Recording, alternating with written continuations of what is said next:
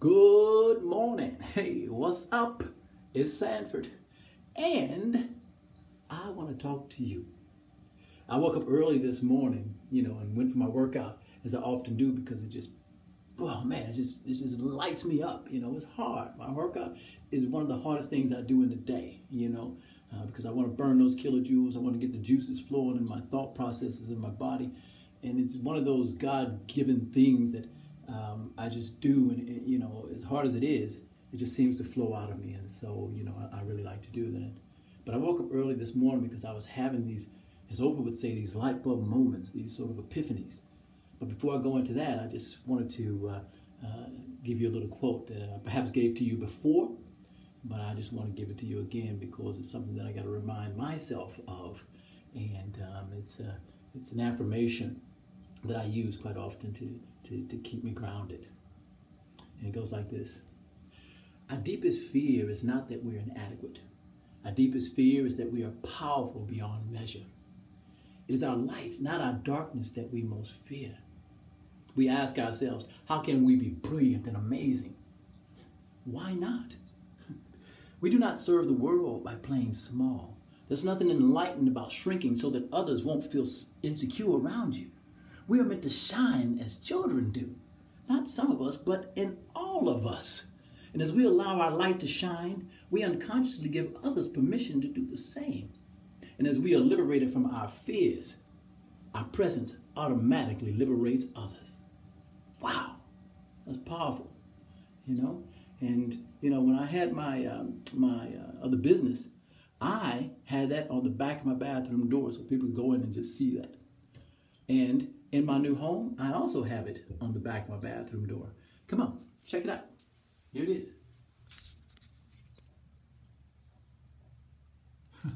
Right there. Now, you might ask, why do I have it on my bathroom door? Well, I'm sure you can kind of guess, but because you go into the bathroom and that's where you get rid of all your crap. Now, I'm not saying that to be crass or rude or anything, but that's what it is. We physically get rid of that stuff. And that's the same thing that has to happen in our lives, in our minds, and in our emotions.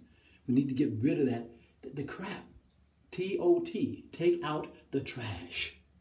These are the things that hold us back. These are the things from our past. These are the things we feel guilty about, the things that other people tell us that we should be or we shouldn't be doing. It's just crap. Now, we're each born with our work placed in our hearts. That's a little quote from Khalil Lebron. And I definitely believe that. We all have a purpose. We all have a dharma. Dharma meaning that we are meant to be, that we are meant to do. A bee is a bee. A mosquito is a mosquito. A water buffalo is a water buffalo. A kangaroo only does kangaroo. That's what he does. And so that's in you. You do what you're meant to do. And so I want to give another quote. And this quote is by a famous comedian. She was also a director and a producer. She had a production company with her husband back in the 20s and 30s. Her name was Lucille Ball. And she said, I would rather regret the things I've done than the things I haven't. And, that resonates with me big time because there's a lot of things that I've done that I feel great and fantastic about. But there's a few things that I regret that I've done. And a few weeks ago, I had a very close call. It was, I don't know, life-threatening, you might even say. It was an accident. And luckily, everybody was all good. And I'm here to tell the tale. And, but as they say, if things like that happen to you, that sort of trauma happens to you, your whole life passes before you, all kinds of things pop into your head, but one thing's for sure, you're present. You're right there in that moment, that's for sure.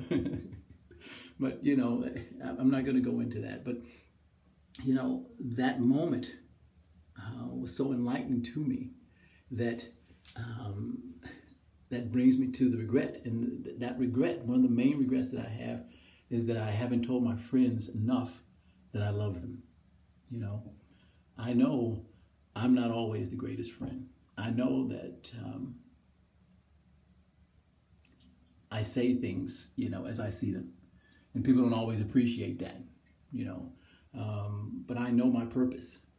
And sometimes my purpose doesn't make me liked or doesn't make me popular. But I'm not saying these things to people out of my ego, out of my pride. I'm saying to these things because this is how I feel at the time. This is what I feel needs to be said. And as I said, you know, I'm not always liked and appreciated for that. But overall, what I want to say is if you look at the 1 in 5, you look at the 1 in 5 theory.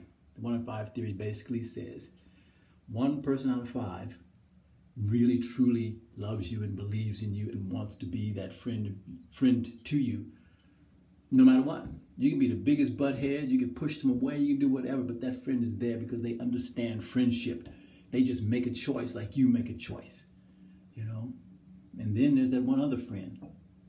Now, I say friend because they may seem like a friend in the beginning, or they may just be straight up, which is, you know, if they're straight up, I'm happy about that, and that's your haters. There's just a person that just hates you. Everybody won't like you. They just won't, and you need to get that through your head. No matter what you do, no matter what you say, they just won't like you. And, you know, you got to come to grips with that. And I'm coming to grips with that. Every day I'm coming to grips with that. And sometimes there's no rhyme or reason. They just don't like you. And then there's the other 3. The other 3, well, they kind of go with the flow. You know, if a person goes left, they go left. Person goes right, they go left. The group leave, they leave. The group goes up, they go up. You know, it's not a good or bad thing. I'm not making a judgment call on it. That's just the way they flow. That's just the way they be. Okay? But there's that one person, okay? And they just won't turn their back on you no matter what. And that's a hard thing to find. That's a hard thing to find. But they're out there, you know? And, of course, in our world, you know, there's 60, 70, 80, 100 billion folks out there, you know? So you're going to have, you know, more than one. But you got to do the 1 in 5 theory, as I said. And, you know, I'm not saying this out of my ego or pride or anything, but, you know, for my friends, I'm telling you, I'm that one as well. I can be a butthead. I know it. I can be, you know, very expressive. I know my purpose. I know my meaning on this planet. And that's to talk to people and tell them up front the truth about themselves and how amazing they are and how, you know, empowered they are and how they can accomplish whatever they set their mind and their heart to. And I'm not going to back down on that because I believe in you. You know, I had one friend, she always said, you know, have you looked up? And, you know, to me, that's empowering. And those are sort of things you want your friends to say. And I look up every day. I look up every day because to me, that's empowering. That's empowering. So I just want to send a shout out to those friends of mine. I love you. And that's the way it's always going to be. Also to my family, I love you inside and out, babies. I love you inside and out. And I thank you for everything, you know. So I just wanted to pass this message on to you. You guys have a wonderful day. And remember, love your mission.